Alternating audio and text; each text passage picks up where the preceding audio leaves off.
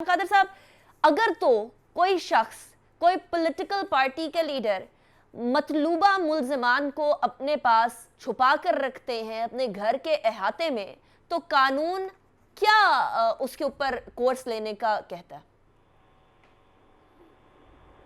देखिए, उनको अगर आप उनकी मावनत करते हैं या उनको इस तरह से मौका फराहम करते हैं कि वो अपने आप को छुपाएं, तो वो बज़ाते खुद एक ऑफेंस है कानून में, और उसकी भी यानी शरीक, इसका मतलब है कि वो भी उनके साथ शरीक हो गए हैं सारी चीज़ में।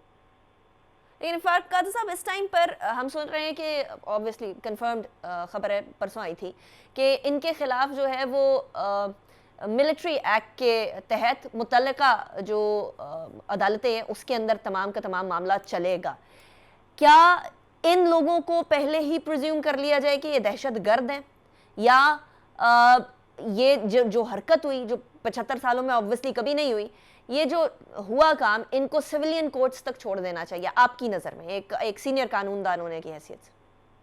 देखें, ये जो एक्ट्स हुए हैं ये शौनी के इलाके में हुए हैं, कंटोनमेंट में हुए हैं, और आर्मी प्रॉपर्टीज के बारे में हुए हैं, आर्मी एरियाज के बारे में हुए हैं, और उन लोगों के बारे में हुए हैं जिन पे के आर्मी एक्ट का इतलाक होता है।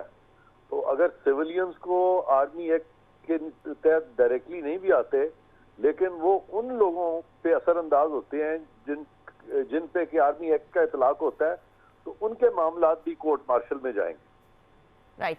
इरफान कादर साहब, इस टाइम पर खान साहब कह रहे हैं कि मेरे घर के इर्द गिर्द जो है ना वो पुलिस जमा हो गई है और मुझे दोबारा गिरफ्तार करने का सोचा जा रहा है। आपको लगता है हुकूमत दोबारा से खान साहब को गिरफ्तार करने की तरफ जाएगी, और अगर जाएगी तो where do you see the situation going? नहीं, मैं देखें इसके बारे में मैं कुछ नहीं कहूँगा, क्योंकि ये तो एक क्या सराई आपने की है, तो क्या सराई पे तो मैं बात नहीं करना चाहता। खान साहब ने क्या सराई की है? वो कह रहे हैं मुझे अरेस्ट करने लगे। हाँ, तो ये खान साहब से पूछे ना आप, जिन्होंने क्या सराई की है, मैंने तो नहीं की ना।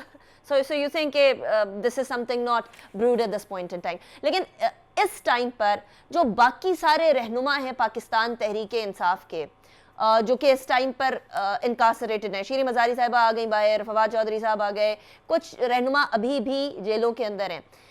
प्लानिंग और अबेटमेंट, ये जो सारी सूरत हाल हुई, इसकी कानून के अंदर सज़ा क्या है इरफान कादर साहब? अगर कोई शख्स इस तरह के मामलात को प्लान करता है, जो कि ISPR की स्टेटमेंट से बड़ा वाज़े हो रहा है कि वो ये प्रॉपर प्री प्लान सारी सिचुएशन थी, प्री मेडिटेटेड सिचुएशन थी, ये कोई स्पर ऑफ द मोमेंट चीज़ नहीं थी, ये कोई ऐसा अटैक नहीं था, तो ऐसी सूरत हाल में जो सज़ा होती है वो क्या होगी इन लोगों के लिए? देखिए, इसमें एक कॉन्स्पिरेसी का एलिमेंट है, इसमें एक कॉमन इंटेंशन का एलिमेंट है। ज़्यादा इस तरीके से पूरा प्लान करना और फिर ऑफेंस करना, उसमें मुख्तलिफ लोगों के मुख्तलिफ रोल होते हैं, लेकिन जो पीछे बैठ के मास्टरमाइंड कर रहे होते हैं वो इससे यानी उनको कोई सजा तो हासिल नहीं है, उनको भी वही सजा होगी, तो उसमें तो सब उसी सजा के मुर्तकिब होंगे जो कि कानून ने उनके लिए वज़ा की है।